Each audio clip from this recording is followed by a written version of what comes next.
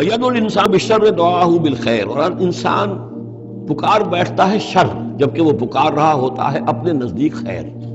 یعنی جب انسان دعا کرتا ہے اللہ یوں کر دے، اسے یہ معلوم نہیں کہ یہ اس کے لیے شر ہے، مانگ رہا ہے. جیسا کہ ہم پڑھ چکے سورہ بقرہ میں، عَسَىٰ أَن تَكْرَهُوا شَيْئًا وَهُوَ خَيْرٌ لَكُمْ، کہ اللہ یہ چیز مجھ سے دور کر دے، جو چیز تم ناپسند کرتے ہو حقیقت میں اس میں تمہارا خیر ہے. وَعَسَىٰ أَن تُحِبُّوا شَيْئًا وَهُوَ شَرٌّ لَكُمْ، اور ہو سکتا ہے تم کسی شے کو پسند کرو اور اس میں تمہارے لیے شر ہے. اللہ یعلم وانتم لا تعلمون، اللہ جانتا ہے تم نہیں جانتے. اصل بات کیا ہے کہ اللہ کے حوالے کیا جائے، تفویض الامر، اللہ تیرے حوالے، سپردم بے تو مایا خیشرا تو دانی حساب کم و بیشرا، تیرے علم میں جو چیز میرے لیے خیر ہے وہ فیصلہ فرما دے، چاہے مجھے اچھی لگے یا بری لگے، لیکن تیرے علم میں. اللہم انی استخیرک بعلمک واستقدرک بقدرتک واسألک من فضلک العظیم، میں تو تیری قدرت سے قدرت چاہتا ہوں، تیرے علم سے خیر چاہتا ہوں، مجھے کیا پتا کس شے میں خیر ہے کس میں شر ہے، تو جانتا ہے.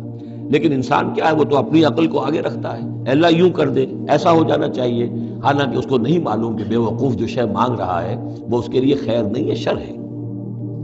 وَيَدْعُو الْإِنسَانُ بِالشَّرِّ دُعَاءَهُ بِالْخَيْرِ، اور انسان مانگ بیٹھتا ہے اپنے لیے شر جبکہ وہ مانگ رہا ہوتا ہے اپنے تئیں، اپنے خیال میں، اپنے ذوق میں خیر. وَكَانَ الْإِنسَانُ عَجُولًا، اور انسان بہت جلد باز ہے. اس جلد بازی کی وجہ سے، شارٹ سائٹڈنس کی وجہ سے وہ شر کو خیر، خیر کو شر سمجھ بیٹھتا ہے.